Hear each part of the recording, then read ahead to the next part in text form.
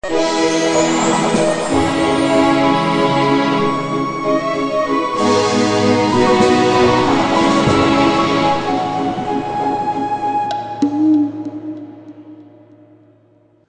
Monsieur, bonsoir et bienvenue au débat sur Cam 24. Pour nous accompagner tout au long des prochaines 90 minutes, j'ai le plaisir de recevoir sur ce plateau Franck Essi, qui est secrétaire général du CPP Cameroun People Party. Bonsoir Franck. Bonsoir Thierry, bonsoir à tous ceux et celles qui nous écoutent. Il aura en face de lui ce soir Cédric Kenjou, qui est analyste politique et communicateur. Bonsoir Cédric. Bonsoir Thierry. C'est un plaisir de vous avoir. Oui. Merci, c'est la première fois que vous m'invitez sur le plateau de Face à Face de Cam 24 et j'ai saisi cette opportunité pour souhaiter un bon après-midi à tous les téléspectateurs. Voilà, avec vous, nous allons aborder dans un instant la dernière sortie du chef suprême des armées. En effet, le président Paul Biya a présidé dans la matinée du 24 avril dernier à la cour d'honneur de la brigade du quartier général de Yaoundé la cérémonie de remise des épaulettes aux 33e et 34e promotions de l'école militaire interarmée. Dans son discours, il a rappelé le contexte de la tenue de cette cérémonie, marquée par l'engagement du Cameroun dans la guerre sans merci contre la secte islamique Boko Haram, un ennemi qui menace à la fois notre intégrité territoriale, notre mode de vie et nos populations. Cette dernière sortie de Paul Biya, aux côtés des hommes en tenue, est-elle suffisante pour espérer croire qu'il a rendu un vibrant hommage aux forces de défense? La sortie de Yaoundé pourra-t-elle combler les attentes des populations du Grand Nord qui continuent toujours d'attendre l'arrivée du chef de l'État dans cette partie du pays? Le président Paul Biya a également rendu un vibrant hommage au peuple camerounais du Nord au Sud, de l'Est à l'Ouest, qui s'est massivement mobilisé et se mobilise encore dans l'enthousiasme et la spontanéité pour apporter, dans un bel élan de solidarité, une contribution généreuse à l'effort de guerre. Nous en parlerons donc dans un instant, tout comme nous reviendrons sur la création de l'Académie du Rassemblement démocratique du peuple camerounais.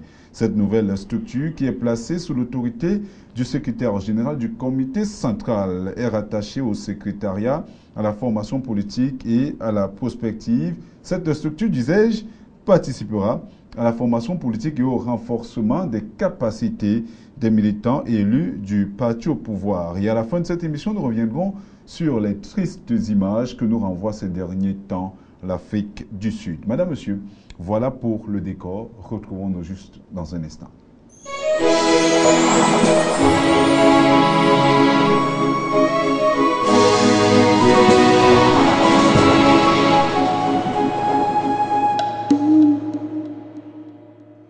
Bonsoir une fois de plus. La Fédération camerounaise de football a reçu un courrier du ministre des Sports et de l'Éducation physique pour signifier à l'organe technique que le contrat du technicien allemand Volker Finke ne sera pas reconduit. Cédric Djou, bonne ou mauvaise nouvelle selon vous? Thierry, à mon sens, on ne saurait parler de bonne ou mauvaise nouvelle pour la simple raison que chaque institution qui est investie d'une mission au niveau du Cameroun sait exactement ce qu'elle a à faire. Ils sont comme les yeux du peuple parce qu'ils sont les relais du chef de l'État d'un côté et le relais de la FIFA de l'autre. Et chacun est dans son rôle. Pour ma part, si le mandat de Volker Finke, qui est le sélectionneur national de l'heure pour l'équipe Fagnon du Cameroun, est à son terme, le rappel est bien. Mais il faut seulement que nous recueillons encore, à travers les institutions concernées, les demandes des autres entraîneurs qui potentiellement voudraient entraîner l'équipe nationale du Cameroun. Et je sais que nombreux sont ceux-là qui bousculent aux portes du Cameroun pour être entraîneurs de notre équipe nationale, pour essayer d'examiner et voir qui est à la hauteur de répondre aux attentes des Camerounais par rapport à leur équipe nationale. Alors, peut-on croire, Franck, ici, que Volker Finke paye là quelque peu ses turpitudes et il paye quelque peu également de son inefficacité? Écoutez, je ne sais pas si, aux yeux des Camerounais, il a été, si vous voulez, un entraîneur efficace. Efficace entendu comme le fait de remporter des victoires, le fait que notre équipe nationale puisse retrouver son blason. Mais ce qui est évident, c'est que c'est dans l'ordre des choses. Son contrat arrive à son terme, ce n'est même pas un événement. Et ce qui nous désole, c'est que le ministère où on l'attend ne se prononce pas en termes de quelle est la politique sportive, quelle est la stratégie pour redresser le mouvement sportif dans son ensemble. Mais il ne manque pas de se prononcer sur ce que nous appelons des épiphénomènes, qui sont ceux, par exemple, du remplacement d'un entraîneur.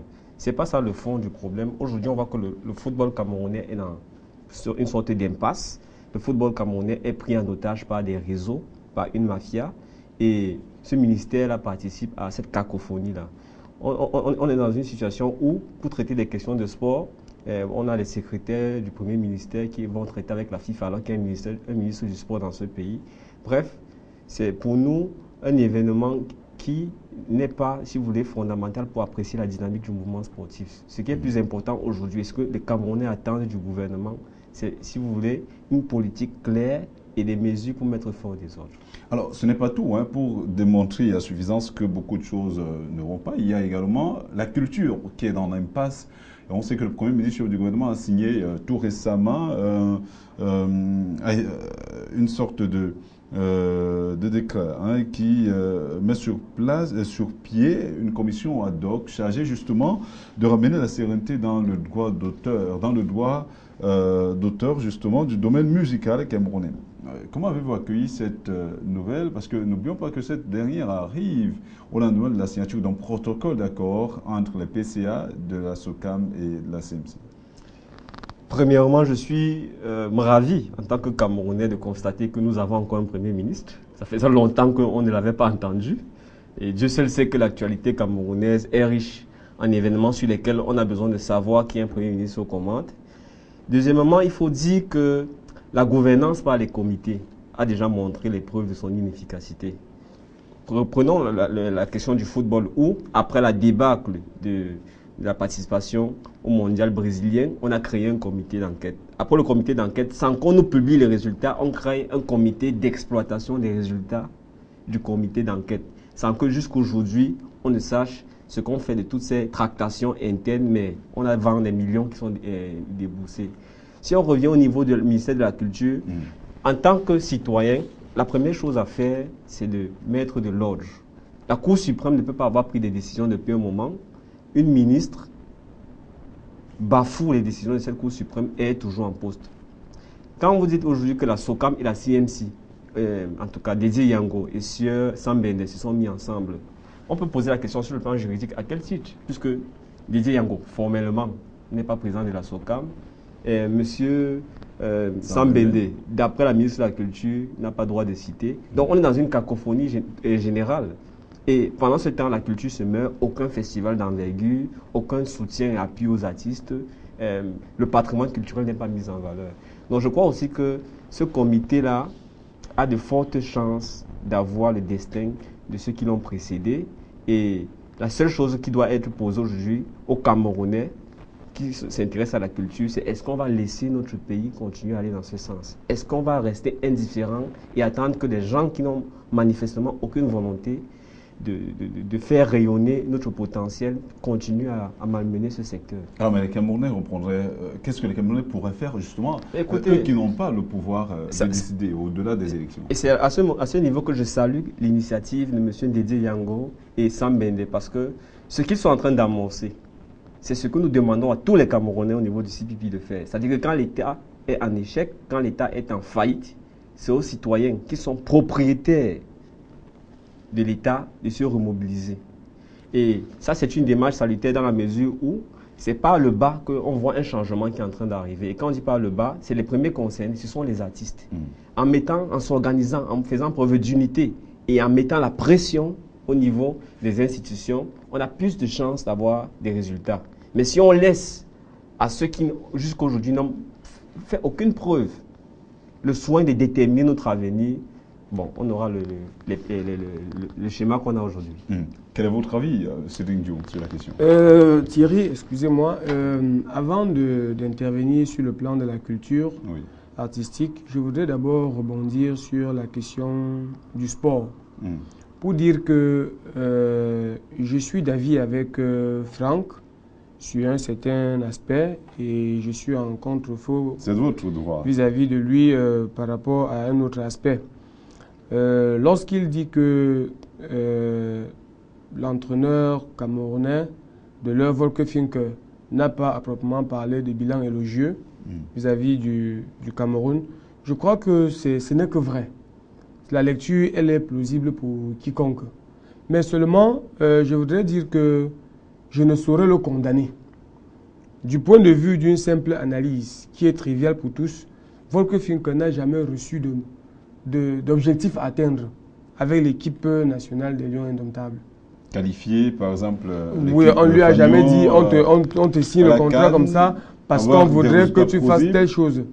On l'a recruté, il est là, on sait qu'il entraîne les Lions et puis ça suffit. Mais quel est le rôle d'un entraîneur, selon vous? Le rôle d'un entraîneur, ce sont des résultats également. Ce sont des résultats, certes. Mais nous remarquons que dans des pays bien organisés, lorsqu'on recrute un entraîneur, on lui donne un mandat, on lui donne des objectifs à atteindre. Nous avons vu le cas du Sénégal où on demande que l'entraîneur doit amener les joueurs au moins au quart de finale d'une Coupe d'Afrique. Peut-être M. Djou n'a pas les mêmes informations que moi. Il me souvient qu'il y a des objectifs clairs qui lui ont été assignés, se qualifier et aller le plus loin possible, c'est-à-dire passer d'abord le premier tour au niveau de la Coupe du Monde. Et récemment, lui-même, de ses propres mots, nous a annoncé qu'il partait pour gagner la Coupe d'Afrique. Donc il me semble que en annonçant ces objectifs de façon publique, les membres du comité de normalisation qui gère aujourd'hui la FECAFOOT ne s'étaient pas portés en faux. Donc il me semble que ce n'est pas là le débat. D'accord. Bon, je continue en disant que je suis un peu en contre-faux avec lui parce qu'il dit que pour une fois, on a vu le Premier ministre faire une sortie, tout au moins montrer qu'il existe et qu'il ne comprend pas comment un ministère des sports et de l'éducation physique existait bien au Cameroun et que ce soit le secrétaire général des services du Premier ministre qui se retrouve dans les couloirs de la FIFA pour faire telle négociation. J'ai dit non. Quand on dit Premier ministre, c'est primus inter pares, donc le premier entre les égaux. Et c'est lui qui coordonne l'action gouvernementale. Il peut défaire à un moment donné tout ministre de sa mission pour s'en occuper personnellement.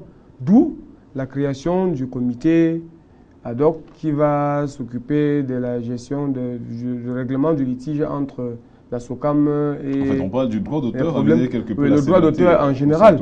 Et nous sommes tous conscients que il y a eu toilettage de la loi de 2000. Et avec ce toilettage, et puis le conciliabule qui est en train d'avoir lieu entre Teddy Yango et Sam Bende, je crois que n'importe comment les choses vont aller. Est-ce qu'on devrait même parler de conciliabule? Franck Kessé l'a suffisamment souligné et a raison d'ailleurs. Teddy Yango n'a jamais été reconnu comme PCA de la SOCAM.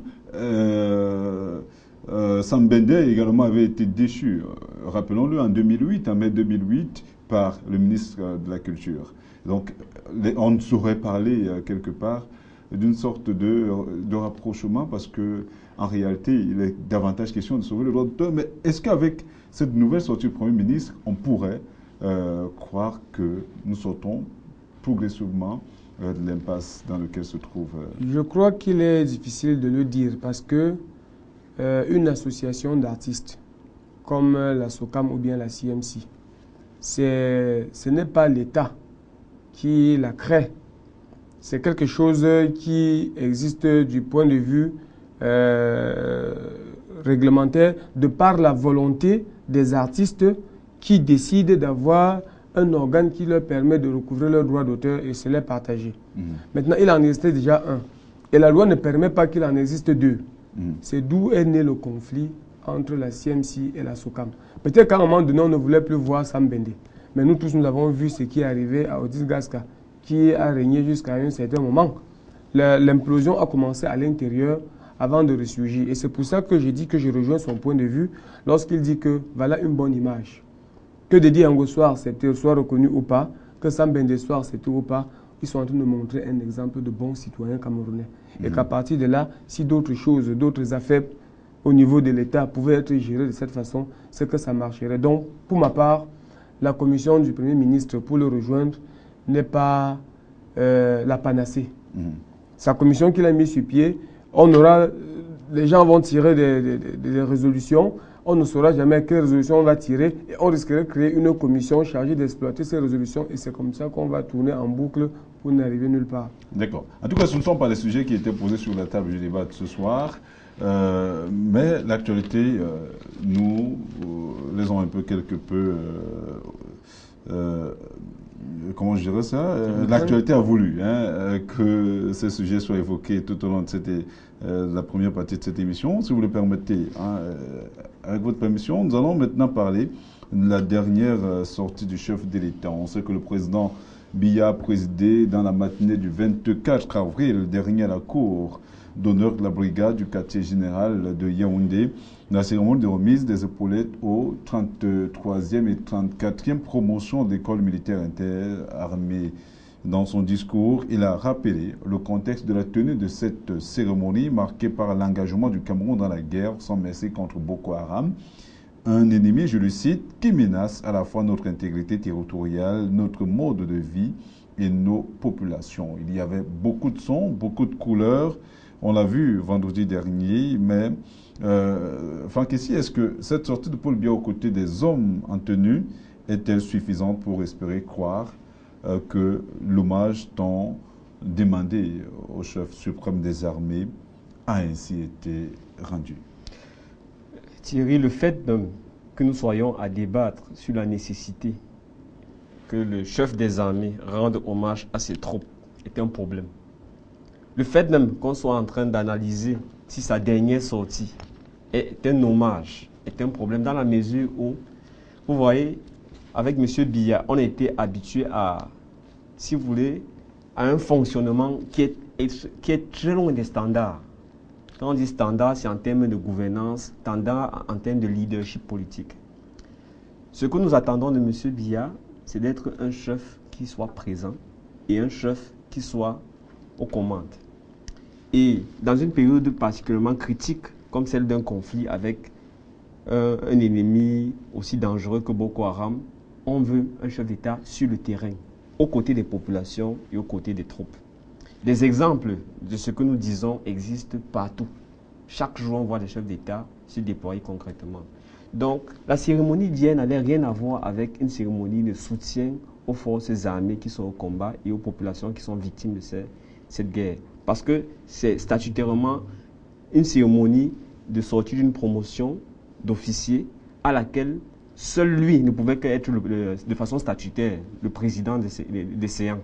Donc, il est la seule personne qui, d'après les textes, d'après les règlements, pouvait présider ça. Donc, à ce titre-là, ce n'est rien d'extraordinaire. Maintenant, si dans son discours, il fait allusion au contexte, il fait allusion à la guerre, il salue les populations, il salue les efforts des uns et des autres, ça n'empêche en rien le fait qu'on a tué des centaines de Camerounais à Fotokol. Il n'y a eu aucune communication de son gouvernement. Il n'y a pas eu de drapeau en berne. On a eu l'impression que dans notre pays, rien ne s'est passé, alors que depuis les années 60, c'est une des catastrophes les plus graves qui soit. Et je rappelle que 2 semaines avant cette crime à Fotokol, au niveau des alentours de Mokolo, on a kidnappé 60 Camerounais dont on ne connaît pas jusqu'à aujourd'hui le sort. Et son ministre bavard de la communication ne l'entend pas pour nous dire quelle est la suite. Mais si c'était des Français, on aurait entendu bien des choses. Donc le président de la République aujourd'hui, il a beau envoyer des tonnes de riz, il a beau envoyer tout un ensemble de ses émissaires, faire des discours, rendre hommage aux soldats, ça n'empêche pas que, avec la charge symbolique qui est la sienne, il soit actuellement en défaillance. En défaillance symbolique et en défaillance, si vous voulez, opérationnelle. Alors on a écouté Paul Biya dans son discours de circonstance où il a rendu un vibrant hommage aux hommes en tri qui défendent avec beaucoup d'intégrité d'ailleurs le territoire national, beaucoup plus au niveau des frontières. Ces hommes en tenue qui sont engagés dans la guerre contre Boko Haram. Est-ce qu'on peut espérer ou on peut croire que cet hommage rendu au chef de l'État, à ces vaillantes personnes, est ce qu'on aurait attendu du chef d'État jusqu'ici? Thierry, vous savez, au sommet de l'État, il y a les règles. Il y a la volonté populaire et il y a ce que je peux appeler le reflet de la société. Et à mon sens, les trois doivent faire chemin ensemble. Lorsque je regarde l'autorité de l'État camerounais, elle fait de son mieux, à mon avis. Parce que comparaison ne vaut pas raison. Hier, c'est nous qui nous sommes moqués des présidents tels que Yahi Boni du Bénin, parce qu'il a fait couler quelques gouttes de larmes en France, après le phénomène de Charlie. Vous vous souvenez très bien. Notons que ce n'était pas des Africains. C'est ce que j'ai dit. Ce n'était pas des Africains, mais il a choisi d'aller là-bas, de montrer sa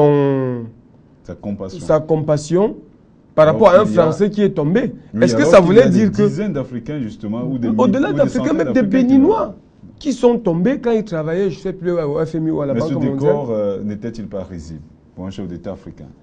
Bon, moi je veux simplement montrer l'image pour dire que comparaison n'est pas raison. Donc pour ma part, ce qu'il a fait relevait de l'extraordinaire. Maintenant, notre chef de l'État, lui, il fait son choix. Rendre hommage aux forces de défense n'est pas forcément synonyme de porter aussi un Kalachnikov, comme le fait souvent Idriss Déby, pour accompagner ses militaires. Mais lui, avant cet acte, dans son discours, il a d'abord octroyé des médailles de la vaillance et autres médailles, parce que je ne maîtrise pas l'ordonnancement des médailles dans les forces publiques, comme je connais dans le domaine de l'ordre de la valeur, le mérite camerounais. Voilà. Donc, il a d'abord donné des médailles à tous les militaires qui, selon lui, méritaient d'en recevoir parce qu'ils sont au front et combattent pour les Camerounais. Et à l'occasion de cette cérémonie solennelle, il a saisi l'opportunité pour leur rendre un autre hommage. Donc, ce n'est pas le seul hommage qu'il leur rendait. Donc, il ne faut donc pas que les Camerounais font de ça une polémique pour dire qu'il a attendu la sortie des 33e et 34e promotions de l'EMIA pour venir rendre hommage à nos forces, aux éléments de nos forces de défense qui sont tombés sur le champ d'honneur. Juste pour repréciser un certain nombre de choses, est-ce que la reconnaissance et les médailles de vaillance, c'est ce que vous semblez le souligner tout à l'heure, sont-elles suffisantes à votre sens? Elles ne sont pas suffisantes et c'est pour ça que j'ai parlé tout à l'heure de l'autorité de l'État. Donc si lui seul est maître de ce qu'il fait, la seule censure que le peuple lui a apportée, c'est au moment des élections. S'il fait mal, au moment des élections, vous le censurez en disant « nous en avons marre de vous » et puis laissez-nous tranquilles, on fait avec une autre personne. Voilà le secrétaire général du CPP. Si les Camerounais ne sont pas contents du RDPC, ils portent leur dévolu sur le CPP et nous allons voir ce que le CPP va venir faire sur le terrain. Mais aujourd'hui, Paul Biya est en train de faire à sa façon. Il ne viendra pas consulter chacun des 22 millions de Camerounais estimés pour dire que comme il y a la guerre dans l'extrême nord, qu'est-ce que je fais? Alors, Franck Essi, que répondez-vous à Cédric Diou? Il me semble que, avec tout le respect que j'ai pour lui, et j'imagine les Camerounais qui pensent comme lui, qu'on se fourvoie gravement quand on pense comme ça. Je m'explique. Premièrement, la comparaison qui a été prise avec le cas du président Boni Yahi. J'utilise la même métaphore que vous avez utilisée. Comparaison n'est pas raison. Nous sommes un pays qui, dit-on, est en guerre. M. Paul Biya a foulé au pied toutes les règles basiques dans une démocratie, dans une république. Lui qui a parlé de république exemplaire lors de sa prestation de serment, par lesquelles un État s'engage en guerre. On ne s'engage pas en guerre sur le perron de l'Élysée. Donc ne refaisons pas l'histoire. Et ça, c'est déjà sur le perron d'un pays étranger. D'un pays étranger. Donc, vous avez vu tous les pays qui, hier même, étaient considérés comme, sur le plan démocratique, en arrière par rapport au Cameroun, respecter le minimum. On l'a vu au Tchad, on l'a vu au Niger. On va au Parlement où il y a des représentants légitimes du peuple, on explique la situation politique et on arrive à engager l'ensemble de l'État. Parce que cet engagement-là, ça signifie, on parle d'effort de guerre aujourd'hui, ça signifie que chaque Camerounais doit participer. Ça m'amène même, on va revenir peut-être sur la question de comment on organise l'effort de guerre. Le deuxième point, c'est que c'est un chef des troupes. Et on n'est pas chef quand on reste, si vous voulez, entre Etoudi, Vokmeka et la Suisse. Il faut être sur le terrain. Barack Obama n'est pas fou quand il va rendre visite aux troupes en Irak ou bien en Afghanistan. François Hollande, où il a quelques 300 soldats français, n'est pas fou quand il fait 3 descentes au niveau de la Centrafrique. La Centrafrique, c'est quoi dans la géopolitique mondiale?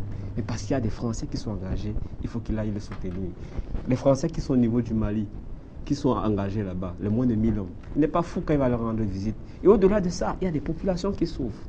Aujourd'hui, vous parlez, on se réjouit de la solidarité. Mais il me semble que M. Biya rendrait un meilleur hommage à l'armée s'il s'assurait que au sein de l'armée, les différents corps sont traités équitablement.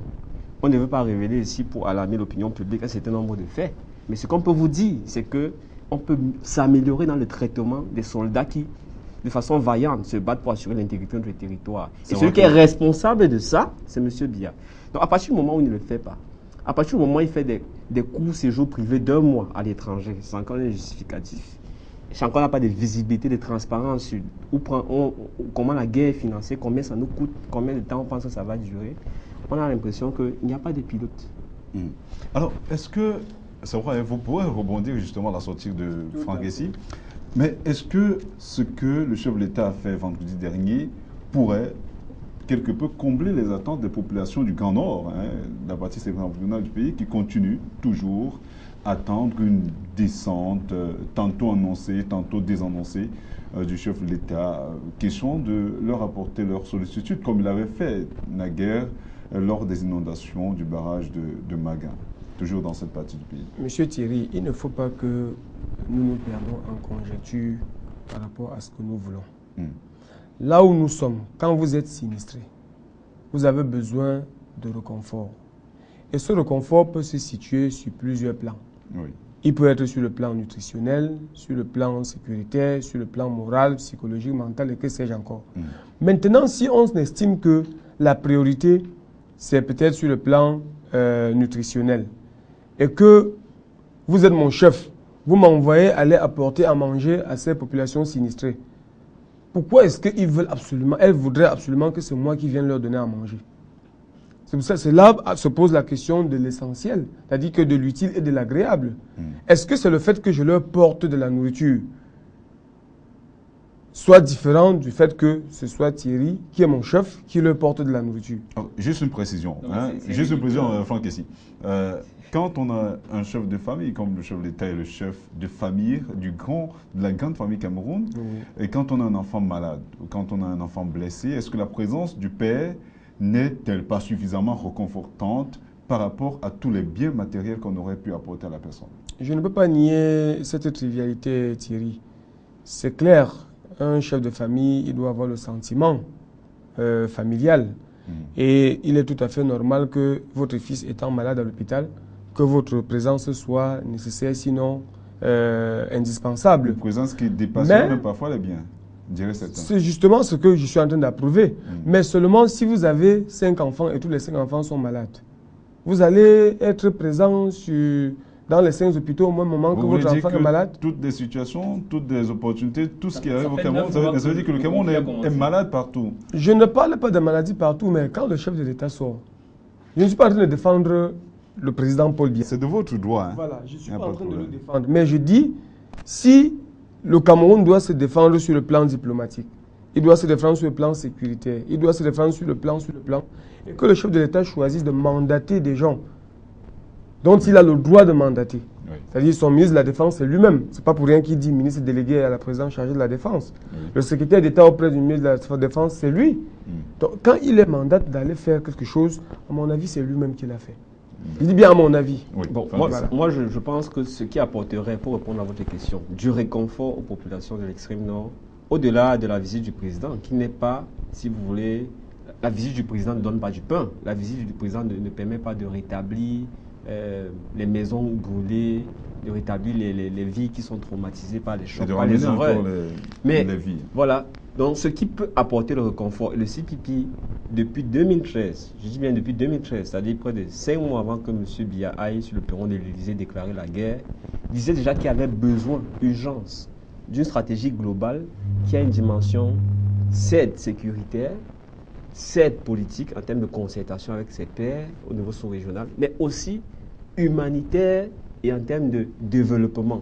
Nous sommes allés même de façon plus précise pour dire que quand on analyse l'économie de cette zone septentrionale du pays, on voit que beaucoup de familles vivent autour de grandes entreprises telles que la Sodecoton, la Semerie. Donc il y a urgence dans tous ces efforts-là de redresser économiquement et socialement cette zone, d'investir dans ces entreprises pour que de nouveau des familles puissent avoir de quoi manger. Parce qu'une chose, c'est de parer au plus urgent avec des sacs de riz, etc. Mais une autre chose, c'est de rendre autonomes tous ces pères de famille pour qu'ils puissent de nouveau, avec dignité, satisfaire les besoins de leur famille. Et à ce niveau-là, quand on voit la réponse du gouvernement, nous restons sur notre faim. Le ministre de l'économie est allé, il a créé des emplois jeunes. Ce que nous observons dans les villes de Douala et Yaoundé comme ces petits stages de vacances qui permettent de curer les caniveaux. Est-ce que c'est ça la solution? On voit le président qui a annoncé la création de la construction rapide de salles de classe. C'est bien. Mais la question c'est, quelle est la stratégie à court, moyen et long terme pour développer cette zone? Parce que chaque fois qu'il y aura la misère, on sera exposé au péril de l'intégrisme. En tout cas, c'est un autre débat. Comment faire pour développer justement la partie septentrionale du pays quand on sait que à une certaine époque, on avait dit que Boko Haram avait réussi à pénétrer facilement dans cette partie du pays à cause du degré de pauvreté qui s'était installé. Oui, vous vouliez... Oui, cette question rentre en droite ligne de la réponse même que je voudrais déjà donner par rapport à l'intervention de Franck, pour dire que je le remercie de m'avoir informé de ce que le CPP avait déjà fait des propositions dans ce sens. Et je trouve que ces propositions étaient la bienvenue au moment où le CPP la posait sur la table. Mais seulement, je voudrais également dire que actuellement, il n'est pas question de développer l'extrême nord. Il est question de faire quoi, selon vous? Parce que l'insécurité est en train de sévir dans cette partie du pays. Quelqu'un ne peut pas être derrière en train de détruire, ou bien il est devant en train de détruire, vous êtes derrière en train de construire. Mais là, vous êtes en contradiction avec le gouvernement. Vous n'êtes pas sûr qu'il va revenir par derrière pour détruire encore. Donc il est question de gérer des situations d'urgence. Et c'est ce que l'État camerounais... Mais vous êtes en contradiction avec le gouvernement camerounais, parce que le gouvernement camerounais dit la même chose que nous, sauf que nous sommes en désaccord sur les moyens et l'ampleur, enfin, le type de mesures et l'ampleur des moyens qui sont affectés. Je vais vous dire... Ce que vous dites là comme analyse... Non, je ne suis pas contre ce que dit le gouvernement. Je vais vous expliquer. Le gouvernement a dit clairement, sous la pression, après l'analyse de plusieurs acteurs, qu'il y a urgence. Il y a urgence à relancer la dynamique économique. Il y a urgence à donner à manger de façon durable à ces populations. Il y a urgence à occuper ces jeunes qui très souvent n'ont pas suivi le cycle scolaire normal, qui les permet d'accepter la République camerounaise comme leur patrie. Quand le gouvernement est à ce niveau-là, et vous venez nous dire que ce n'est pas ce qu'il faut faire. Le gouvernement est à ce niveau. Mais Thierry, permettez-moi. Le gouvernement est certes à ce niveau. Mais je dirais de façon nuancée. Vous savez pourquoi? Parce que les écoles qu'on construit, ce n'est pas, à mon avis, dans des zones indiquées. On dit bien qu'on va dans les camps de réfugiés construire des écoles, parce qu'il faut que ces enfants fréquentent. Vous n'allez pas me dire que c'est une école qui devrait normalement être, je prends l'exemple de Figuil par exemple, qu'une école qu'on devait construire à Figuil, ou bien à la zone la plus affectée là, c'est Fotokol je crois, une école qu'on devrait construire à Fotokol, on part la construire dans un camp de réfugiés, et vous estimez qu'on est en train de développer dans le sens de la durabilité. Moi je dis non. C'est pour cela que je dis que... Donc le gouvernement selon vous a pris des bonnes décisions, a pris des décisions mais certainement pas les bonnes. Pour moi, c'est les bonnes de l'heure parce que la zone est en insécurité. Alors, une école, justement, qu'on va construire, va-t-on la détruire après la guerre, après que les camps de réfugiés soient partis? Qu'est-ce qu'on fera? On ne va pas la détruire. Mais elle va continuer à exister, seulement elle ne sera pas en train de résoudre le problème qu'elle aura résolu hier. Je ne sais pas si on se comprend. Si on construit les salles de classe pour 1000 réfugiés, pour 1000 enfants réfugiés actuellement dans une zone, alors que dans cette zone, la population réelle scolarisée dans cette zone est de 200 personnes. On n'a pas me dit que c'était pour ces 200 personnes qu'on construisait les salles de classe pour 1000 personnes. Je ne sais pas si vous comprenez un peu ma logique. Très bien. Donc, maintenant, pour revenir sur ce qu'il a également dit, toujours que le CPP a parlé, je voudrais applaudir pour le CPP en disant que actuellement, la Sodecoton est en faillite. Et c'est pour ça que je dis que j'applaudis pour le CPP en disant que si on avait écouté le CPP et qu'on avait implémenté leurs propositions, c'est qu'on n'est pas en train de regretter. C'est pour ça que je disais qu'il faut quand même reconnaître les valeurs de leur parti. Voilà. Alors, avant que de revenir justement sur la sortie de chef de l'État, qui, lors de son adresse, a rendu un vibrant hommage aux Camerounais qui se déploient au quotidien à travers l'effort de guerre, il y a une question justement qui s'affiche là. Pourquoi, selon vous, de manière précise, le chef de l'État ne se rend pas au Grand Nord? Azad calendrier, très occupé. Qu'est-ce qui fait problème? Parce que jusqu'à preuve de contraire, on continue à espérer qu'il sera là. Je suis très mal placé en tant que secrétaire général du CPP pour expliquer pourquoi Paul Biya pose tel ou tel acte, ou pourquoi il ne pose pas tel acte. Il me semble qu'il a un cabinet civil qui est censé communiquer à la nation un certain nombre d'éléments de ce type. Il y a son ministre porte-parole autoproclamé du gouvernement qui est censé nous dire des choses là-dessus. Mais il me semble que c'est une constante. Ça ne devrait pas nous étonner. Même lorsqu'il y a eu des inondations à l'extrême nord, M. Biya était en séjour privé. Il était en séjour privé de près de plus d'1 mois. Et c'est un mois après les inondations, lorsqu'elles atteignent, si vous voulez, le niveau le plus critique, qu'il a fait sa descente. Il a fait sa descente. Et quelle descente? Parce que quand il y a des inondations, il y a des cyclones, par exemple aux États-Unis, mais on voit au moins le chef d'État avec des bottes entrer, voilà, aider le couple, aider à s'occuper un peu, même si c'est de façon symbolique. Mais je voudrais que M. Biya, si vous voulez, a pris le statut de président et il a ramené à un niveau qui, si vous voulez, pour nous est un gaspillage. Parce que c'est une charge symbolique qui peut être mieux utilisée. Donc s'il ne se rend pas dans le Nord, il me semble que c'est dans sa logique. Un monsieur qui fait tout son mandat, il ne s'assied jamais avec les chefs d'entreprise, il ne s'assoit jamais avec les étudiants, il ne s'assoit jamais avec les agriculteurs, il ne rencontre personne. Même en période de crise, il ne rencontre pas. J'ai l'impression qu'il a peur du Camerounais. Que dites-vous à Franck ici? Paul Biya a-t-il peur des Camerounais pour refuser de se rendre alors que ça chauffe justement du côté de Grand Nord? Un chef d'État ne saurait avoir peur de ses compatriotes. C'est, à mon sens, trop osé et même très erroné de prendre le courage de le dire.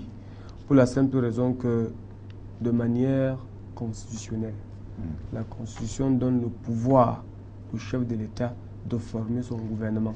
Et ces gens ne sont pas des mascottes, c'est des gens qui sont là pour travailler et à qui il a donné des missions. Et parmi ceux-là même, on dit qu'il y en a qui sont à portefeuille, il y en a qui sont sans portefeuille. Autour de lui, je crois qu'il y a 4 ministres chargés des missions.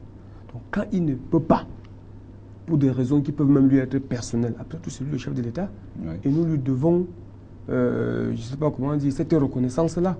Il peut bien mandater qui il veut d'aller faire ce que lui, il aurait dû faire.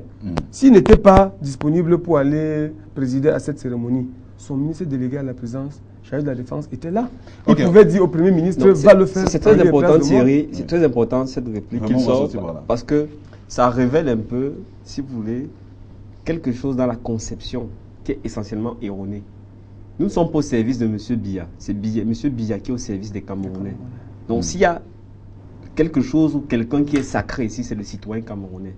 Donc à partir du moment où un citoyen camerounais est victime d'une difficulté, d'un malheur, etc., lui, il a prêté serment pour s'occuper de lui. Première chose. La deuxième chose, c'est que il ne faut pas confondre ce qu'il est censé faire, en fait, je veux dire ce que le texte dit qu'il est censé faire et la réalité. Quand vous me sortez comme argument que M. Biya a été élu, M. Biya, de façon constitutionnelle, a le droit d'envoyer des gens, ce n'est pas de ça qu'il est question. La question, c'est est-ce que les actes qui sont posés, est-ce que le système qui est mis en place, est-ce que les hommes, tels qu'ils se comportent là, permettent de résoudre le problème? Parce que je vais terminer par là. Aujourd'hui, on voit de plus en plus une mobilisation des Camerounais en soutien aux populations de l'extrême nord. Mais ce qu'on ne sait pas, c'est qu'il n'y a pas de dispositif étatique pour s'occuper des déplacés camerounais. Nombreux sont les déplacés camerounais qui dorment à la Belle Étoile. Au moment où je vous parle, il y a une autre situation grave au niveau de Marois qui concerne environ 83 enfants qui ont été enlevés des écoles coraniques à Guirvidic, je vais être plus précis. Et à l'époque, l'armée a annoncé que c'était un démantèlement d'un camp de Boko Haram, alors que c'était des jeunes qui étudiaient dans une école coranique. Et jusqu'aujourd'hui, près de 6 mois après, ils ne sont pas retournés dans leur famille.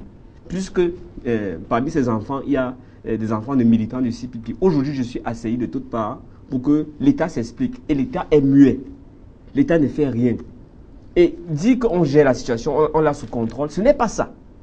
Donc, le fait que le président descende parfois, ça que ça sert, c'est être en contact direct avec les populations pour avoir des informations qui ne vont jamais figurer dans les rapports. Et tout le Camerounais qui nous écoute pourra vous dire que, monsieur, ça a du bon de rencontrer les gens. En fait, de palper les problèmes, de les maîtriser même. Et là, on est même au fait de ce qui se passe parce que rien ne dit justement que ce qui se conçoit au niveau de la présence de la République est implémenté sur le terrain. On l'a vu à plusieurs reprises, on prend des actes et sur le terrain, cela n'est pas suivi. On n'a qu'à voir ce qui se passe au niveau des infrastructures. Je le souligne encore il y a peu, le président ou le chef de l'État a également rendu un vibrant hommage au peuple camerounais du nord au sud, de l'est à l'ouest, qui s'est massivement mobilisé et qui continue d'ailleurs à le faire dans l'enthousiasme et la spontanéité pour apporter, dans un bel élan de solidarité, une contribution généreuse à l'effort de guerre. Un effort de guerre qui a quelque peu été mal apprécié par certains et parfois mal utilisé, heureusement que par le ministre des Finances, beaucoup de choses ont été recadrées. Comment avez-vous accueilli cette actualité? C'est avec beaucoup d'enthousiasme. Enfin, on peut dire que le chef de l'État a reconnu que les Camerounais sont solidaires. Qu'est-ce que vous aurez conseillé au chef de l'État s'il fallait justement s'adresser au peuple camerounais jusqu'à présent? Je dois commencer par dire que ce n'est pas le chef de l'État qui a initié l'opération de l'effort de guerre. Il y a des gens, des volontaires qui ont estimé qu'il y a une bonne partie de nos concitoyens qui sont en souffrance quelque part. Il faut qu'on leur apporte notre soutien personnel. Ils ont commencé les cotisations et comme d'aucuns ont trouvé en ça une bonne chose, ils se sont arrimés. Et puis les cotisations ont commencé à se faire en bloc, tantôt par groupement, tantôt par région, tantôt ainsi de suite, et par institution. Le Sénat a donné, l'Assemblée nationale a donné, la Ligue a donné, les Bamboutos ont donné et tout ça. Mais il n'a jamais été question pour le chef de l'État que les citoyens camerounais cotisent de l'argent pour accompagner l'effort de guerre dans l'extrême nord. Maintenant, pendant que les cotisations se faisaient, il y a eu des interrogations venant de la société civile, des journalistes bien éclairés comme vous, des partis politiques qui ont estimé qu'il ne fallait pas qu'on dise seulement qu'on cotise de l'argent, mais qu'on sache comment cet argent est utilisé. Et du coup, la personne qui a saisi l'opportunité pour présenter cela à une tribune, la tribune la mieux indiquée ici au Cameroun, qui est le Parlement, c'était une femme députée du RDPC, l'honorable Kenyema Fon, épouse Foto Victor, qui a demandé au ministre de la Défense au cours d'une question orale, ces fonds qu'on récolte par-ci et par-là, est-ce qu'on est sûr de leur utilisation? C'est là où le ministre de la Défense lui a répondu qu'en fait, il y a beaucoup de choses qui se faisaient derrière pour essayer de cadrer, d'encadrer ces fonds-là. Et sur place, elle a dit, nous, on ne le savait pas, il faut donc nous rendre compte en temps opportun. Le ministre de la Défense a donc rendu compte et il a dit que le chef de l'État a même prescrit l'ouverture d'un compte spécial au Trésor public où ces fonds doivent être collectés et puis être utilisés. Et plus tard, immédiatement rendu public par le ministre des Finances. Tout à fait. Et plus tard, le chef de l'État a créé une commission de gestion de ces fonds en citant les membres qui vont en faire partie, dont le patron de la commission, c'est le MINAD, le ministre de l'Administration territoriale et de la décentralisation. Donc, pour ma part, je crois que le chef de l'État, une fois encore, a montré qu'il est à l'écoute des Camerounais. Parce que s'il n'était pas à l'écoute des Camerounais, il n'allait pas répondre à cette préoccupation-là. Donc, pour ma part, aujourd'hui, je pense que les militaires, ils sont en train d'avoir ce qu'ils peuvent avoir, même si j'ai suivi des gens se plaindre à travers des témoignages qu'ils n'ont reçu qu'une boîte d'arachides et quoi, c'était le manioc ou c'était quoi, alors qu'on a cotisé beaucoup d'argent. Mais toujours est-il que le chef de l'État a recadré les choses et dans les jours à venir, nous allons avoir une idée claire de la gestion de ces fonds. Donc pour moi, c'est une bonne chose que les Camerounais pensent qu'ils peuvent cotiser pour aider leurs frères. Mais moi, en tant que citoyen camerounais, en tant qu'individu, je suis honnête. Je m'inscris en faux contre tout cela. Pourquoi? Parce que l'État camerounais a des moyens, ça c'est mon avis personnel, nécessaires pour soutenir, pour soutenir les sinistrés, pour soutenir ces militaires au front. Parce que la guerre a été engagée, a été déclarée, comme l'a dit le frère Franck tout à l'heure. La guerre a été déclarée et vous ne pouvez pas déclarer la guerre à quelqu'un sans vous doter des moyens pour le combattre. Donc pour ma part, je ne peux pas cotiser mon argent pour Alors, justement, je vais rebondir à votre suite.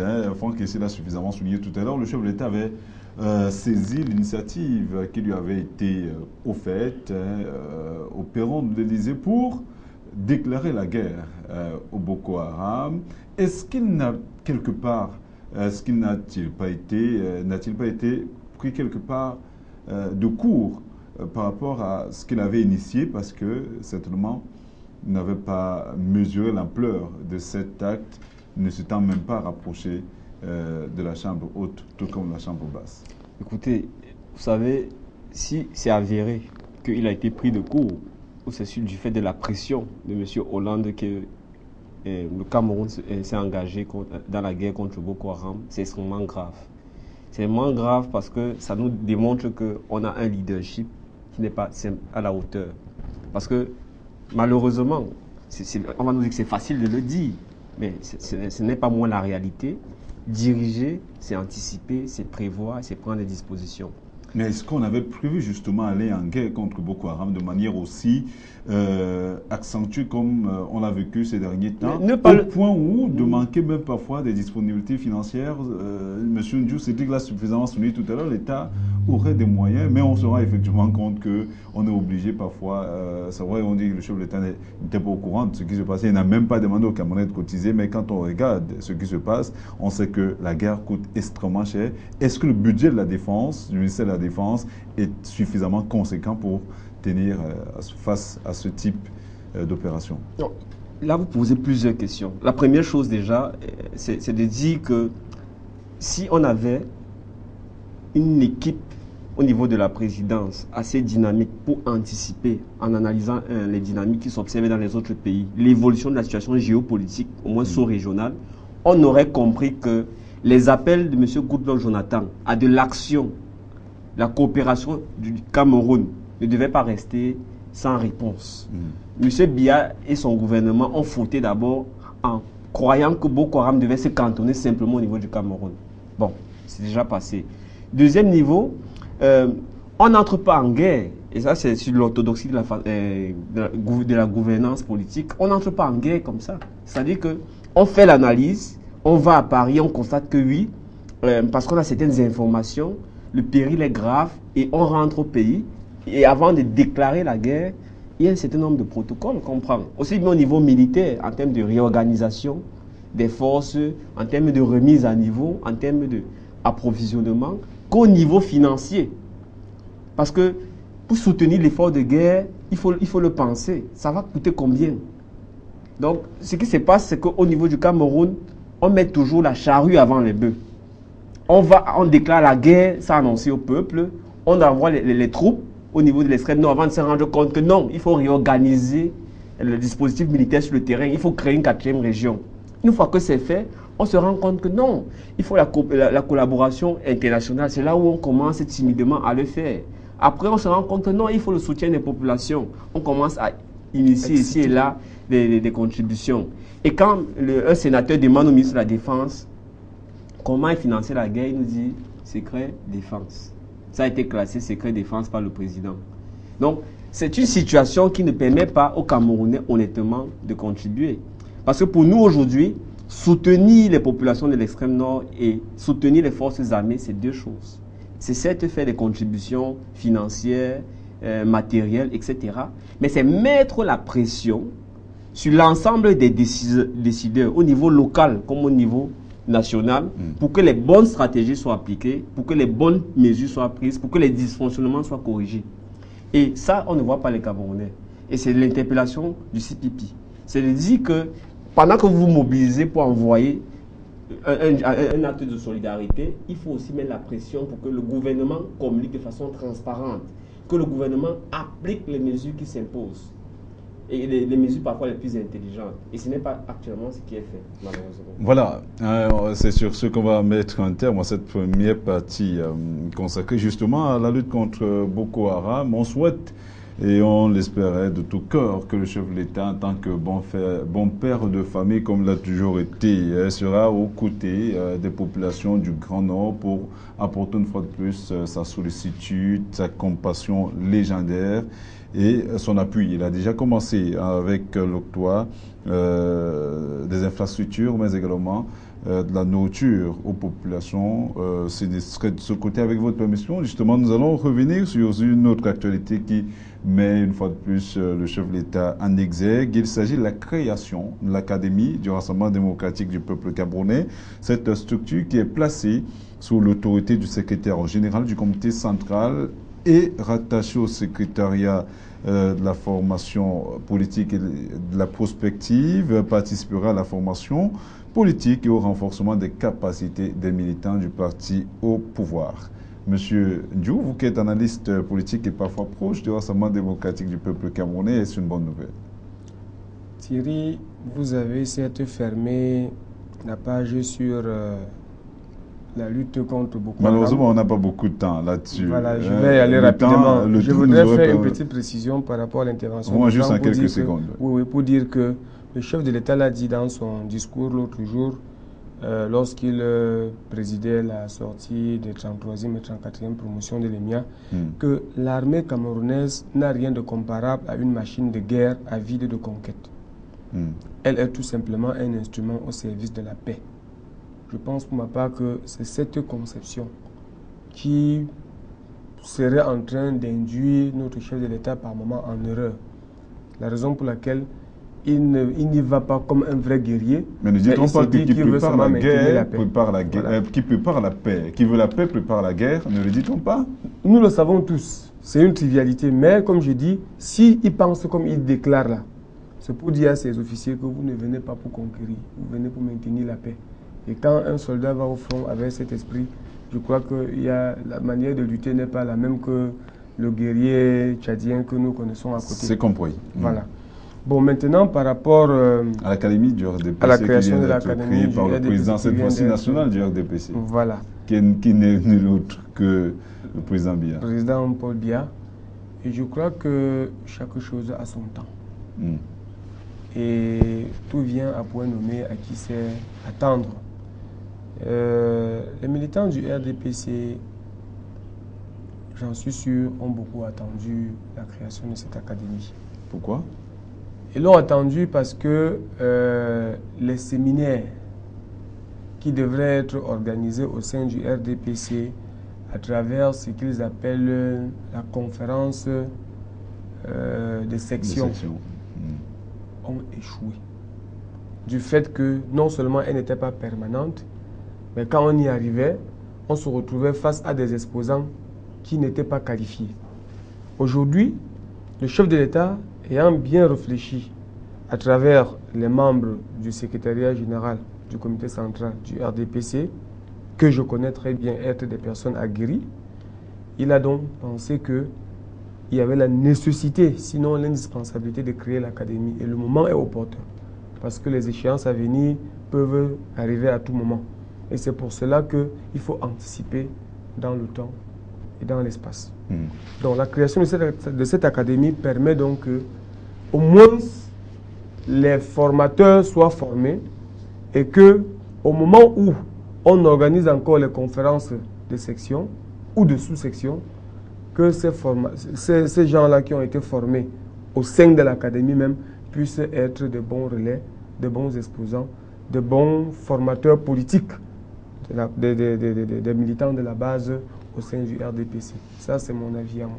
D'accord, je reviens à vous tout à l'heure. Franck, ici, peut-on croire qu'il en était temps au regard du désordre qui semble s'installer aujourd'hui au sein de cette formation politique? Je vois que vous êtes du CPP. Vous avez un regard externe. Vous me mettez dans une situation assez compliquée. À la limite, je peux encore commenter les actions du gouvernement, mais encore moins les initiatives du RDPC, initiatives strictement internes. Mais maintenant... C'est juste un commentaire en passant. Non, seulement parce que je veux dire à quoi ça intéresse les Camerounais. Parce que le RDPC, si vous voulez mon avis, est une chose qui aura coûté à ce pays beaucoup d'années de développement.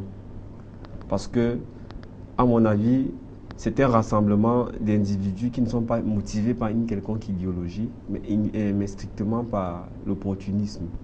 L'opportunisme, pourquoi? Parce que, historiquement, sociologiquement, le RDPC vient du parti État qui était l'UNC et bénéficient d'une sorte de position de rente en termes de possibilité de donner des marchés, etc., qui fait en sorte que les gens y vont, surtout pour cet intérêt. Vous trouverez très peu de personnes motivées par des arguments.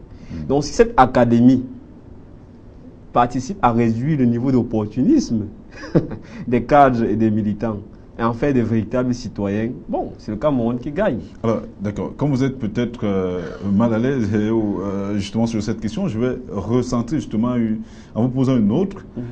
Certains observateurs pensent justement, avec cette sortie du président national du RDPC, que cette formation politique qui est au pouvoir est en train de préparer justement les échéances électorales à venir.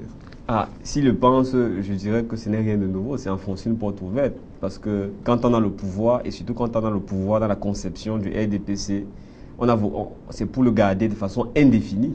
Tous les actes qui sont posés visent à conserver ce pouvoir-là. Donc, pour nous, la véritable problématique, à travers la question de créer une académie de formation de façon générale, c'est la question de la citoyenneté, de la formation politique des Camerounais. Et il me semble que M. Biya n'est pas très cohérent. Parce que lui dit l'école aux écoliers, la politique aux politiciens. Nous aussi, Pipino, on pense différemment. Nous pensons que l'histoire politique, les valeurs politiques, les idéologies politiques devraient être enseignées au lycée et dans les universités.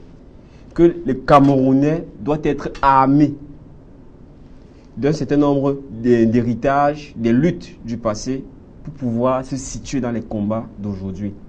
Nous pensons qu'il ne faut pas cette scission-là entre l'école et la vie résumée par la politique. Donc pour nous, c'est très important aujourd'hui que les Camerounais soient formés sur leurs droits et leurs devoirs et deviennent des citoyens informés et actifs. Donc s'il peut déjà le faire à travers l'Académie du RDPC en vue de conserver le pouvoir, bon, nous en prenons acte, mais ce n'est pas une innovation parce que je pourrais me dire que parmi les partis majeurs ou les plus actifs au Cameroun, le RDPC, en créant cette académie en 2015 et même en arrière. Parce que si je veux parler simplement du CPP, je peux vous dire que nous avons notre école de formation qui s'appelle l'Université du Peuple. Je l'ai dirigée personnellement pendant 2 ans, entre 2012 et 2013. Et chaque année, il y a au moins une grande formation au niveau national et des séries de formations toutes les 2 semaines. Je vous donne un exemple. Au moment où vous m'appeliez pour cette émission, j'allais à une session qui était consacrée à la condition des travailleurs au Cameroun. Donc, il y a des partis politiques, nous le savons, qui ont des académies de formation, l'UDC, l'UNDP. Dans le RDPC, c'est paradoxal, lui qui est au pouvoir est un peu en retard. Alors, pensez-vous justement que le RDPC a suffisamment accusé de retard là-dessus et qu'il ne fait que courir après que les autres aient mis en branle toute leur stratégie au niveau de la formation de leurs militants? Est-ce que le désordre, c'est une deuxième question, qui a actuellement cours au sein du Rassemblement démocratique du peuple camerounais, peut s'expliquer par cette méconnaissance du rôle premier qu'est une formation politique et ensuite des idéaux ou des statuts de cette formation politique? Je crois que non. Non, parce que la vie à tous les niveaux est un processus. Et le RDPC joue comme tout autre parti politique sur ce qu'on appelle l'opportunité. Il y a l'opportunité politique. On ne doit pas créer les structures pour le plaisir de les créer. Si vous créez une académie, alors qu'au moment où vous la créez, vous n'en avez vraiment pas besoin, ça va vous servir à rien. Donc, si en interne, le RDPC, les cadres du RDPC ont estimé qu'il est nécessaire et il est temps qu'on crée une académie de formation des cadres. Moi, je l'ai relevé, c'est une observation que quelque part, les séminaires qu'on organise, les séminaires de formation qu'on organise au cours des conférences de sous-sections et de sections ont échoué. Et c'est, à mon avis, pour combler ce vide que cette académie a été créée parce qu'on veut former les formateurs. Vous voyez un peu? Donc, pour moi, c'est venu à point nommé.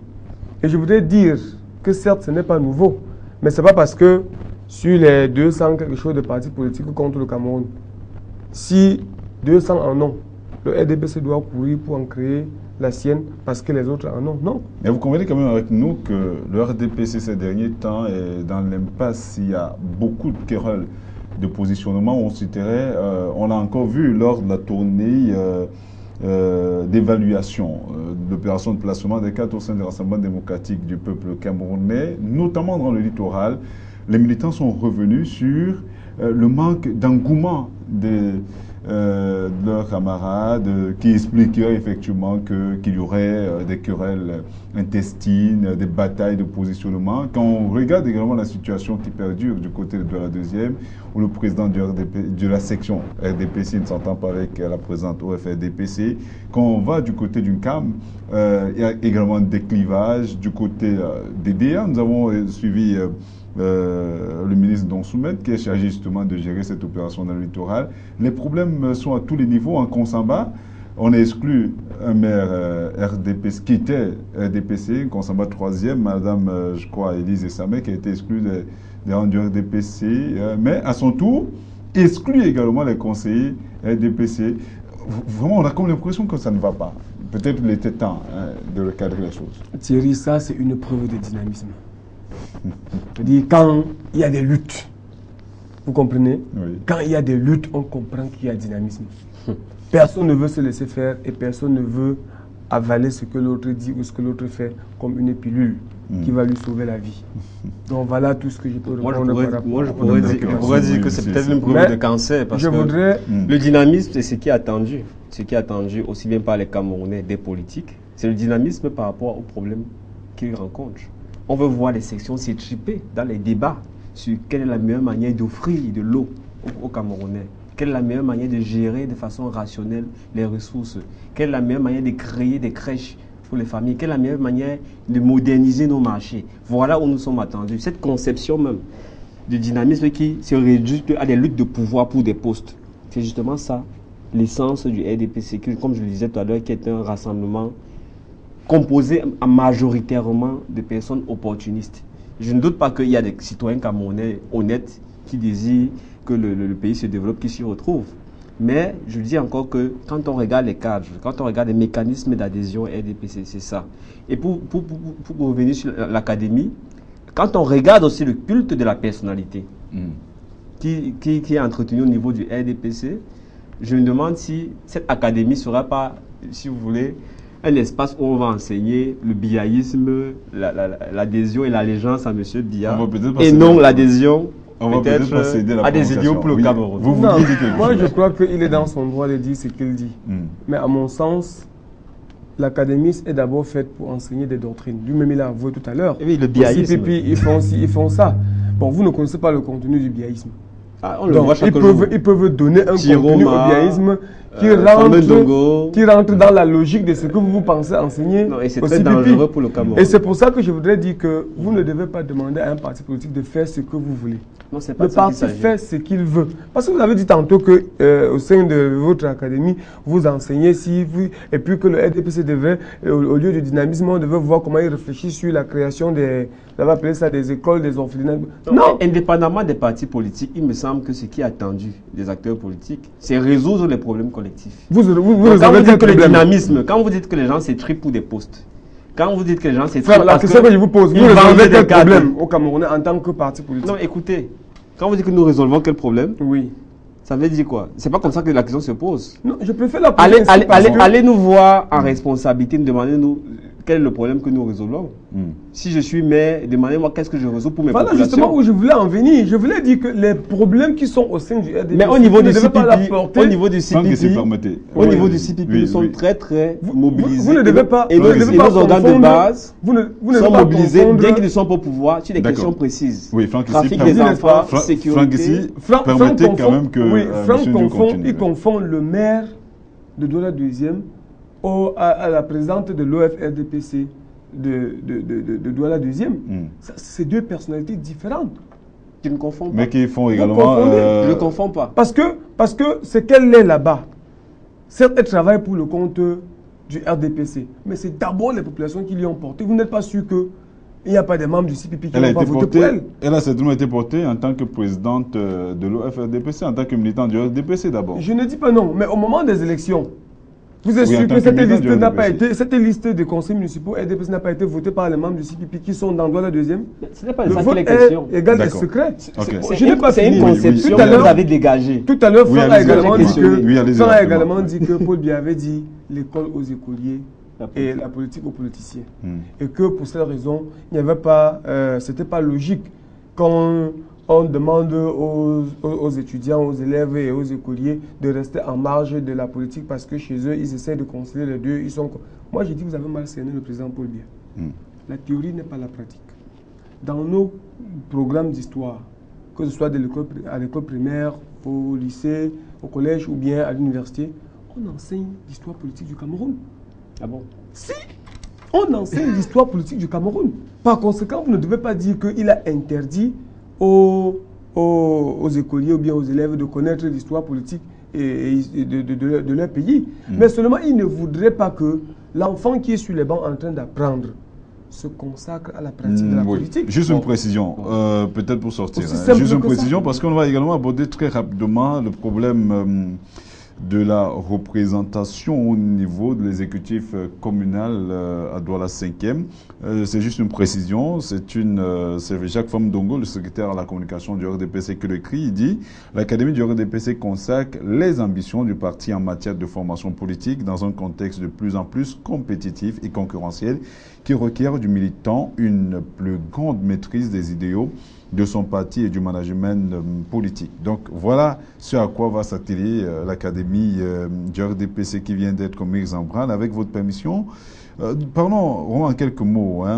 Franck Essi, apparemment vous avez signé une pétition du côté de Douala 5e visant à demander à l'administration de veiller à ce que les autres formations politiques représentées au sein du conseil municipal de Douala 5e soient également représentées au niveau de l'exécutif. Notons que cela fait plus de 3 mois que l'honorable Françoise Foni, qui était naguère maire de cette commune, est partie à la suite d'un accident de la circulation. On espère que la terre de nos aïeux sera fertile.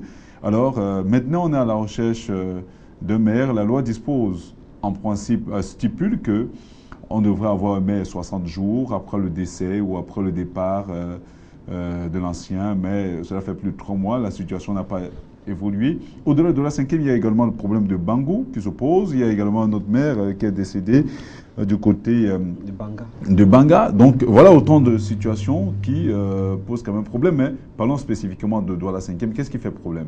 On parle d'un problème Elibi avec Nietzsche. Non, il faut pas mélanger, si vous voulez, tous les problèmes.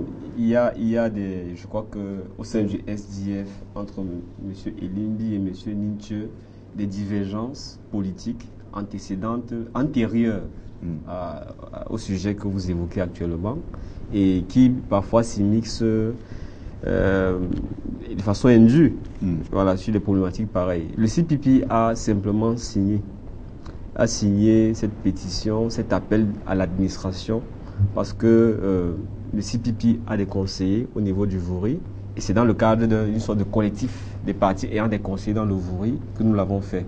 Et l'objet de cet appel, c'est simplement pour la gouverneure de ceux qui nous écoutent, nous regardent, c'est de faire en sorte que la loi qui n'était pas respectée hier soit mieux respectée aujourd'hui. Parce qu'on a beaucoup de situations comme ça. Vous venez de dire que Mme Fournier est morte. La loi dit que c'est dans un délai de 60 jours qu'on doit lui trouver un successeur. On a dépassé 60 jours.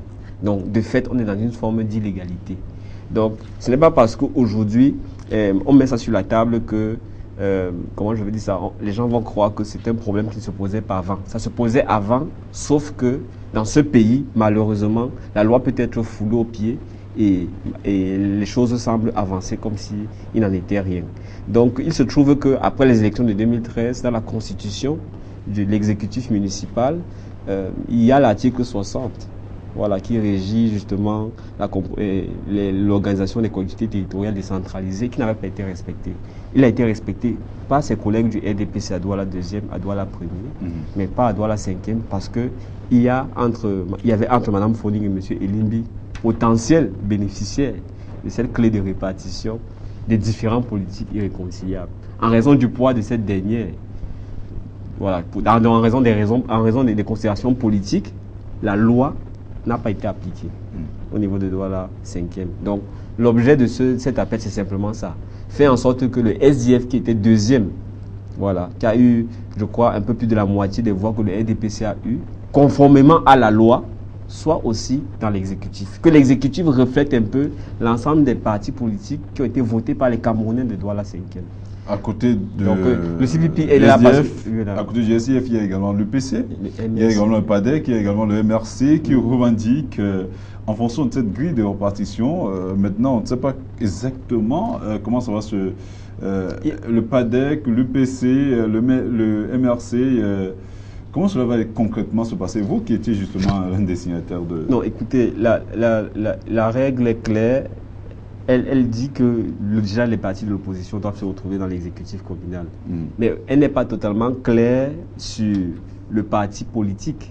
Voilà. Est-ce que c'est le premier parti politique ayant eu le plus de suffrages qui doit être représenté, ou bien c'est en fonction des suffrages des populations, ou c'est en fonction encore des considérations strictement liées à la composition du conseil municipal. Donc elle n'est pas claire et c'est ce débat-là qu'il convient d'arbitrer. La position des signataires, c'est de dire que non, le conseil doit être composé de façon proportionnelle en fait, au suffrage issu des urnes. Le débat porté par d'autres partis politiques de l'opposition, c'est que non, il doit être constitué en fonction, si vous voulez, de la composition du conseil municipal. Donc, mais la loi n'est pas claire là-dessus et nous avons l'honnêteté de le dire et nous penchons plus pour la première formule. Mais le plus important, c'est que de toute façon, il y a un exécutif qui intègre tout le monde. Parce que ça reflète mieux la composition de la population et les positions de la population. Alors, vous avez également, Cédric Ndiou, suivi cette actualité qui a alimenté la toile ces derniers temps. Toutefois que vous êtes sur des réseaux sociaux tels que Facebook, ça se dit, ça se partage, ça s'insulte, ça se dit tout. Comment peut-on analyser ce qui se passe actuellement? Est-ce une vice de forme qui serait ou qui aurait été occasionnée à cause de l'aura de Mme Françoise Fonning? Parce qu'apparemment, cela aurait été respecté du côté de la deuxième. On retrouve quand même un adjoint qui est du SDF, cela a été également appliqué dans la première. Pourquoi spécifiquement cela ne s'appliquerait pas dans la 5e? Qu'est-ce qui fait problème selon vous? Pour moi, le problème est ailleurs. Le problème ne se pose pas dans la représentativité ou la représentation des partis politiques qui se retrouvent tous au sein du conseil municipal de Douala 5e. Pour moi, c'est l'observation. La réalité, c'est que le RDPC n'a pas encore trouvé qui va remplacer Mme Fonning. Mais ce n'est pas le RDPC qui crée le buzz ces derniers temps et qui fait... J'en suis conscient, n'est-ce pas? Je le reconnais, mais je dis... Si le RDPC avait déjà décidé que voilà le remplaçant de Mme Fonning, il devrait avoir élection. Et ils peuvent s'accaparer tout cet exécutif communal parce qu'ils sont majoritaires. Les conseils municipaux du RDPC sont majoritaires. L'article 60 portant sur les collectivités décentralisées. Territoriales décentralisées. Oui, elle a été foulée aux pieds. Quand et selon vous, elle pourrait encore être foulée aux pieds sur le RDPC, réussir à trouver l'oiseau rare qui pourrait succéder à Mme Fonning? Je parle d'observation parce que le principal responsable ici, c'est le préfet. Il faut interpeller monsieur le préfet parce qu'il n'est pas dans son rôle. Il a fui ses responsabilités. Il revient à lui de dire que moi, je respecte ma loi, que vous soyez du RDPC ou du RDF ou du CPP ou du PADEC ou du FLA. Vous pensez que c'est un problème qui se pose au niveau du préfet? Le problème de Bango également se pose. Il y a également c'est l'administration. En fait, l'administration de manière générale. C'est elle qui fout. C'est le préfet. C'est pour on écrit directement au ministre de l'administration territoriale. Oui. Parce que je peux vous dire que... Parlons un peu du MINAT, c'est mieux. Non, parce que je peux vous dire qu'au moment de la préparation des élections dans les exécutifs communaux, là, au lendemain de 2013, on a eu des réunions avec le préfet. Et manifestement, sur les questions techniques, sur comment, au regard de la loi, les choses devaient se faire, les choses devaient se répartir, je crois que le préfet du Vori a avoué son incompétence et a fait le choix de fouler la loi au pied et de privilégier des solutions politiques. N'était-ce pas la carotte de Mme Fonning qui aurait quelque peu porté... C'est la raison pour laquelle aujourd'hui, le pays ne peut pas fonctionner sur la base des carrues et des influences. Il y a d'abord la loi. Quand on écarte la loi, on ouvre la porte à toutes sortes d'arbitraires, d'injustices.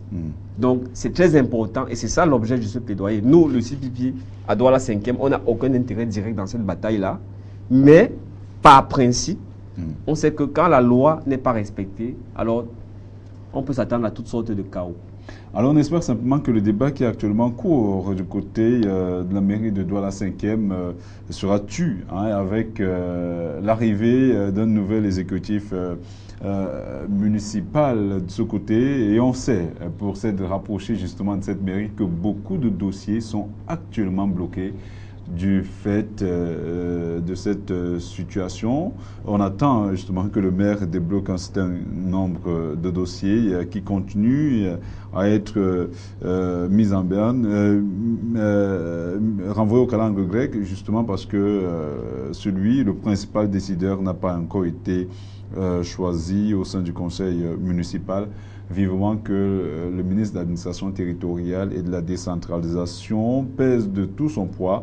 Malheureusement, il est également sur plusieurs autres fronts. Le chef de l'État l'a envoyé ailleurs. On espère qu'il se penchera sur le problème de ces mairies qui restent quelque peu bloquées par les situations ou par la situation des décès de leur président de conseil municipal. Avec votre permission, on va sortir par là. Nous allons parler de l'Afrique du Sud. On sait que depuis près de mois, tous les étrangers noirs en Afrique du Sud vivent dans la peur.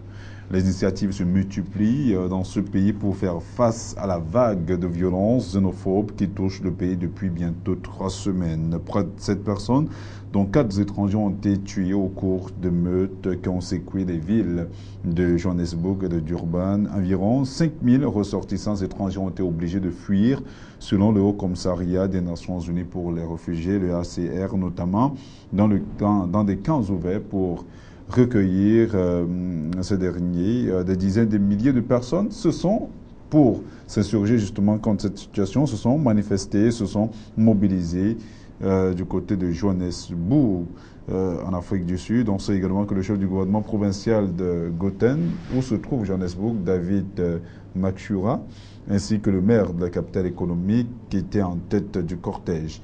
Alors, Cédric Ndiou, quand on regarde ce qui se passe actuellement en Afrique du Sud, est-ce ne peut-on pas parler de honte pour les Africains? Thierry, vraiment, c'est certes une honte, mais je voudrais trouver une excuse au comportement des Sud-Africains pour dire que le tribalisme est inhérent en l'être humain. Vous ne pouvez rien faire pour effacer le tribalisme dans l'esprit ou dans le cœur d'un être humain. Nous avons parlé tout à l'heure de bataille autour de la mairie de Douala 5e. La bataille n'est pas seulement inter-parti politique, mais elle est aussi intra-parti politique. Elimbi Lobé a fait une sortie au cours de laquelle il estimait que la mairie de Douala 5e ayant un premier adjoint au moment du décès de l'honorable Françoise Foning, paix à son âme, il était normal qu'en tant que premier adjoint, que les conseils municipaux portent leur dévolu sur ce premier adjoint pour qu'il devienne maire. Mais malheureusement que ce premier adjoint est disons quelqu'un du littoral, il n'est pas de l'Ouest. Oui. Et du coup, le président régional du EDF, qui est l'honorable Nietzsche, qui est de l'Ouest, estime qu'on voudrait arracher la chose aux gars de l'Ouest, alors qu'ils sont du même parti politique, Elimbi Lobé et lui. Donc vous voyez, on ne sait pas si Elimbi Lobé le disait parce qu'il avait des relents tribalistes, parce qu'il voulait que ce soit quelqu'un du littoral qui soit désormais maire, parce que l'Ouest s'en est accaparé pendant longtemps. Okay. On ne sait pas si il parlait à cœur ouvert parce qu'il était un homme qui fait de bonnes analyses et que c'est son président régional, à cause des antécédents qu'ils ont déjà eus au sein du parti, qui a à son tour estimé que lui était tribaliste, alors que c'est lui qui a créé le tribalisme. C'est compris, hein? C'est vrai que les deux sujets sont liés. Voilà, c'est pour dire que les Sud-Africains, à un moment donné, ont eu un problème. Et cela est lié à l'emploi. Nous l'avons tous suivi, le taux de chômage ne faisait que grimper. Oui. Jacob Zuma, face à la situation, ne trouvait pas de solution. Et la mèche s'est enflammée lorsque le roi Zoulou s'est exprimé en afrikaner. Moi, je ne comprends pas l'africanisme. On nous dit aujourd'hui qu'il a été mal cerné, que ce qu'il a dit n'est pas ce qu'on a traduit en français. Et les gens ont estimé qu'il a fait un appel à la violence pour dire que les autres doivent partir. Parce que, d'après ce que j'ai lu, parce que j'ai seulement lu dans les presses, on explique que l'emploi qu'un Sud-Africain devrait faire, devrait exercer, on lui paye peut-être 200 000 francs CFA, parce que leur monnaie n'est pas la nôtre. Un Camerounais qui est en exil là-bas, parce qu'il a fui son pays, est prêt à le faire à 50 000 francs. Et du coup, l'homme d'affaires qui a son business préfère celui de 50 000 francs. Le capitalisme, c'est qui? Voilà. Donc, c'est pour dire que lorsqu'il a parlé, ça rejoint un peu ce que Kurt Waldheim, qui était secrétaire général des Nations Unies à une époque donnée, était arrivé, c'était dans quel pays là?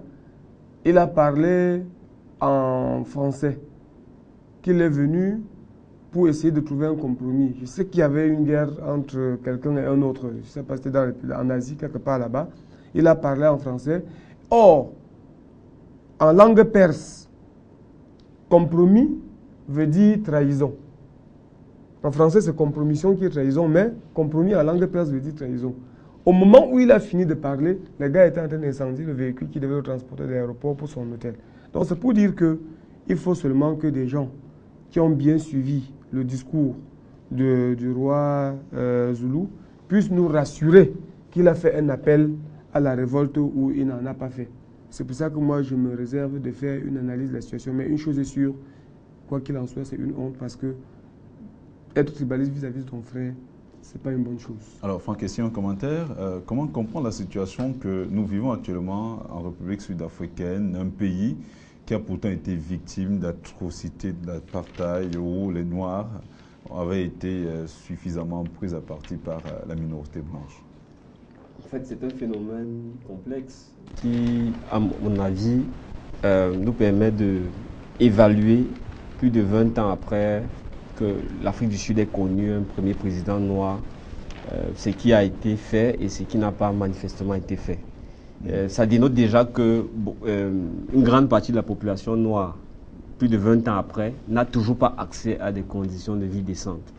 Et ce qui se passe là, c'est, comment on va dire ça, c'est une constante dans les dictatures ou bien dans des pays où il subsiste une grande pauvreté. C'est-à-dire que lorsque les élites ont échoué, elles cherchent un bouc émissaire et les populations, malheureusement, se dirigent toujours vers elles. Et le bouc émissaire ici, c'est l'étranger. L'étranger qui, pourtant, hier, a soutenu, pendant très longtemps, la lutte pour se libérer du joug de l'apartheid. Et cet étranger-là, contrairement à ce que les gens peuvent penser, parce qu'il y a une étude qui vient d'être publiée, qui démontre que, en moyenne, un étranger en Afrique du Sud crée 3 emplois. Donc, contrairement à l'image qu'on peut se faire que les étrangers arrachent l'emploi, c'est plutôt les étrangers qui créent des emplois. Ils créent des emplois pour des Sud-Africains. Donc, c'est plutôt l'instrumentalisation d'une situation de désespoir par certaines élites qui, elles, ont échoué et qui, aujourd'hui, au lieu d'apporter une réponse, j'ai envie de dire, profonde et structurelle sur le modèle économique et social à promouvoir pour intégrer le plus de Sud-Africains, choisissent des boucs émissaires faciles. En fait, c'est le gouvernement qui a échoué. Les Sud-Africains, j'aimerais leur dire aujourd'hui, s'ils doivent s'en prendre à quelqu'un, au-delà d'eux-mêmes, c'est à leur gouvernement. C'est à leur gouvernement qu'ils réalisent et qui peinent à les faire sortir justement de la situation de misère. Et ça interroge même, si vous voulez, le pouvoir de l'ANC. Ça nous permet de revoir qu'au moment de passation de l'apartheid à la nouvelle république sud-africaine arc-en-ciel, il y a certains types d'accords qui ont été passés et qu'il convient peut-être de revoir aujourd'hui.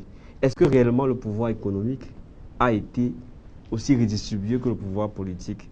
Est-ce qu'aujourd'hui, la politique du Black Empowerment, qui a consisté à faire émerger des capitaines d'industrie noirs, a aussi profité aux masses? Est-ce qu'il ne s'est pas créé une nouvelle bourgeoisie noire qui a tourné le dos aux populations nègres et qui participent maintenant avec le grand capitalisme blanc occidental?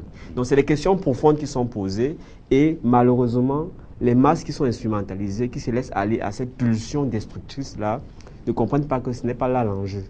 Surtout que, comme je le dis encore, les études montrent que ces étrangers-là, ils créent plus de l'emploi. Ils ont une valeur ajoutée et non un poids. Alors, doit-on condamner ceux qui sont en train d'institutionnaliser l'autochtonie quand on sait justement que, Franck Kessié l'a suffisamment souligné, les Noirs ne sont pas nécessairement la cause de l'échec du sous-emploi ou du problème du sous-emploi en République sud-africaine. Quand on écoute des discours tels qu'on l'a écouté du roi Zulu, n'a-t-on pas comme l'impression que le pouvoir administratif quelque part a échoué?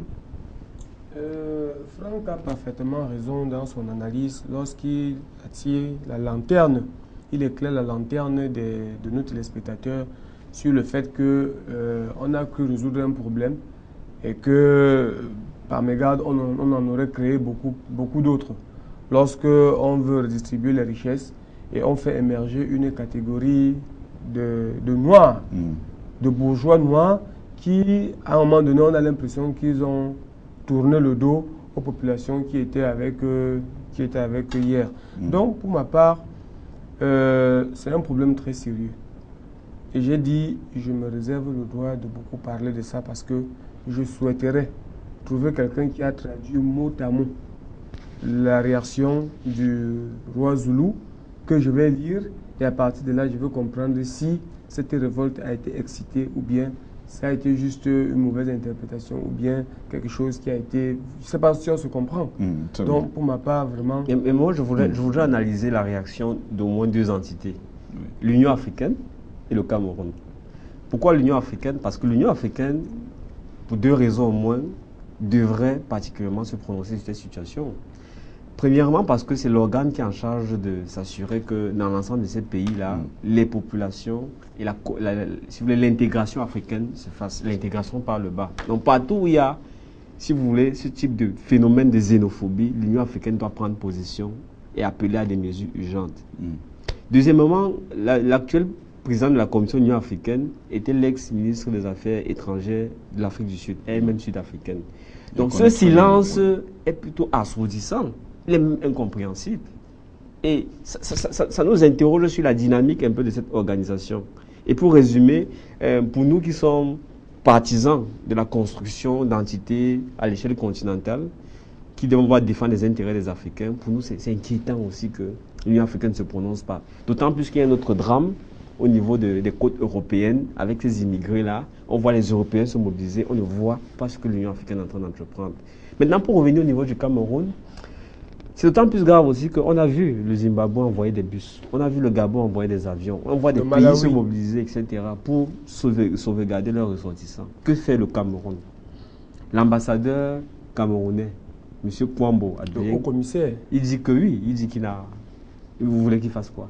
Les Camerounais sont allés le rencontrer. Un de vos collègues, M. Amabou, allé le rencontrer. Il nous dit qu'il n'a rien à faire. Vous voulez qu'on fasse quoi? Il y a même un Camerounais qui serait mort dans des conditions... Oui, c'est notre frère. Son corps est arrivé... Il ne fait rien. Avant-hier. Il attend des nouvelles de Yaoundé. Yaoundé qui ne dit rien.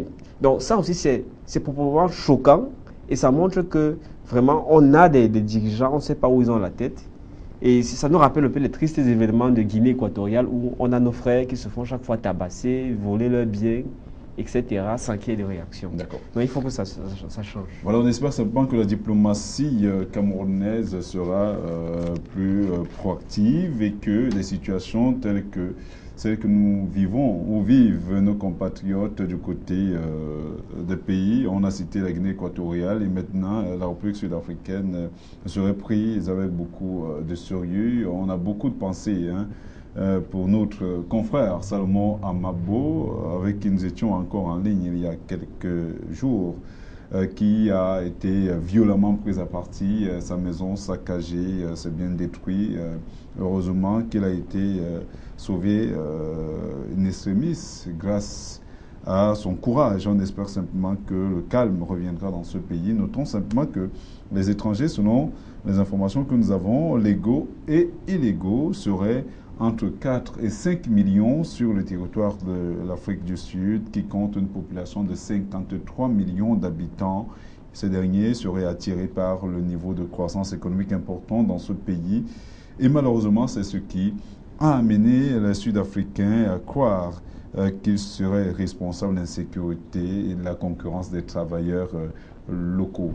Bon, on a encore d'autres révélations de Franck Kessie. Paraguay serait également au cœur de la création de certains emplois dans ce pays. On espère justement que les Africains vont finalement comprendre que le véritable problème, ou les vrais problèmes, sont ailleurs et qu'entre Africains devront vivre, comme nous le savons tous, dans la symbiose, dans l'amour et surtout dans le brassage de nos différentes cultures. Merci Franck Kessie d'avoir accepté d'être des nôtres ce soir, une fois de plus. C'est nous qui vous remercions. Merci Cédric Kenjou, une première, ça n'était une, merci. On espère que vous serez une fois de plus des nôtres lors de notre prochaine invitation. Merci infiniment Thierry et je crois que vous allez toujours penser à m'inviter. C'est moi qui vous remercie pour votre participation, également à vous, madame, monsieur, pour votre aimable attention. On espère vous retrouver incessamment sur les antennes de Cam'News 24. Au revoir.